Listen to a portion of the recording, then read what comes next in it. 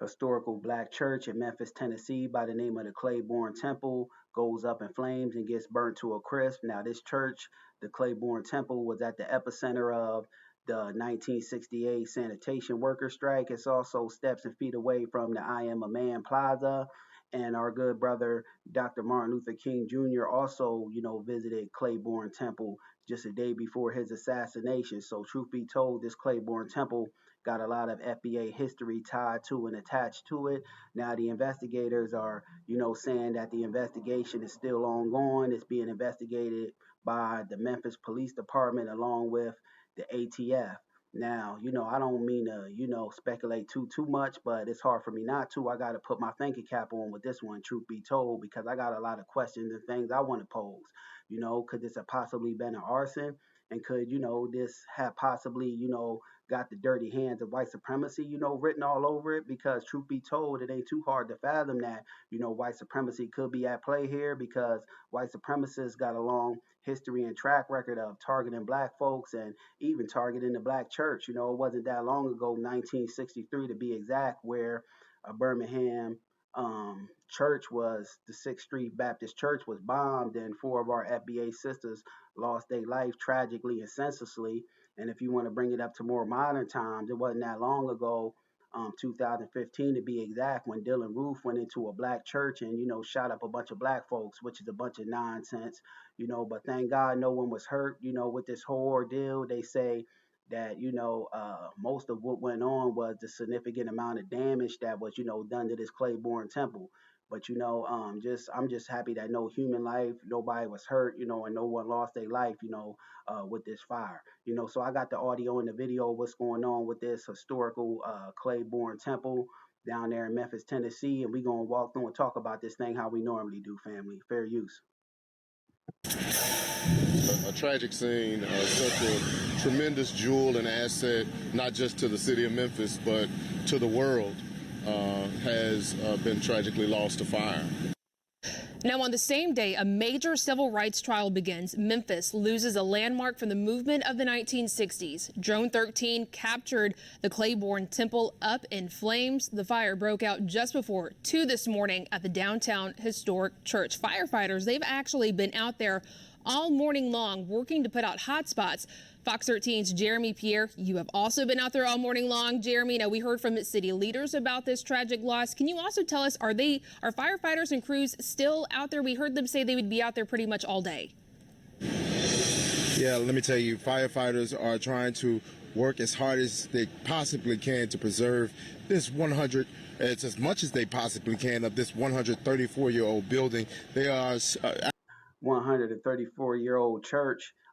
It could have just been, something that happened, a freak accident where it just, caught on fire. But I'm not, willing to write things off, that quick, and that fast up in a hurry. This, could possibly, have white supremacy, dirty hands written all over it. I'm not willing to write anything off in the system of racism, white supremacy. It's no lows and nothing these people won't do. So, this could have possibly had white supremacy's hands written all over it. I'm not, willing to just write it off as some freak accident, because in the system of racism, white supremacy, we know that anything is possible. But let's continue. Actually still spraying hot spots inside of the sanctuary of Claiborne Temple. Now, again, this building is about 134 years old, and you can see the severe damage done not only to the sanctuary, but also to the administrative building, the administrative wing to the Claiborne Temple, which within the last couple of years received some rehabilitation to it. Now, we did speak to Memphis Fire Chief Gina Sweat, as well as Memphis Mayor Paul Young, about this tragedy to Claiborne Temple. A lot of money has gone into restoring Claiborne Temple over the last couple of years. I would say the last 10 to 15 years or so, making sure or bringing it back to life, as well as asking Memphis Fire Chief Gina Sweat basically the involvement of the ATF and as well as the Memphis Police Department. They are being brought in on this investigation to learn what in fact is the cause of the fire that destroyed Claiborne Temple. It's just a tragedy. You can burn the church, but you can't take the history away. The history is there to live forever. We've got photos, we've got people's stories like mine and many, many others who, this is where ground zero during the sanitation strike.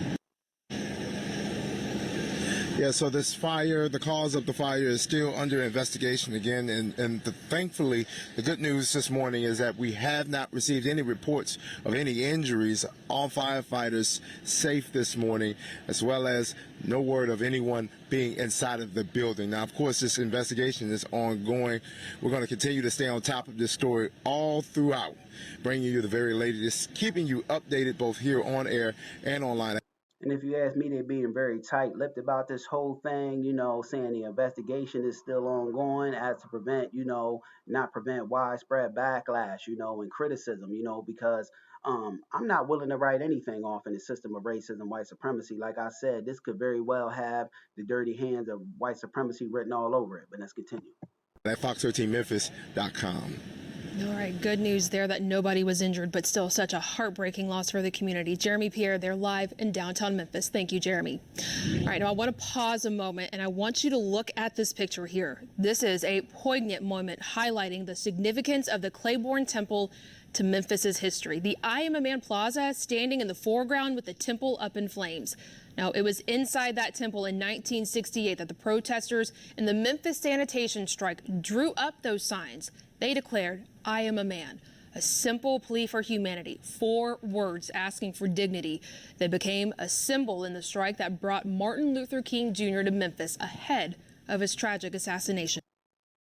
Yeah, family. But in closing, it wasn't that long ago we as FBAs were out there, marching and protesting for our basic, human rights and dignities. And it's important that we never forget that, because what I'm noticing going on now is them trying to, dilute FBA Black history in favor of making it more digestible to white folks. To where though they ain't telling the truth about all the heinous acts and atrocities that were committed against foundational Black Americans. They playing revisionist history, truth be told, where they trying to revise it, leave certain things out, and put certain things in certain places, reforming and reshaping narratives, and we as foundational Black Americans, we got to make sure that we uphold, our history first and foremost, keep it on the tongue and keep it at the forefront of our brain, because we got to make sure that the truth is being told, the good, the bad, the ugly. Just my thoughts on the matter. Peace.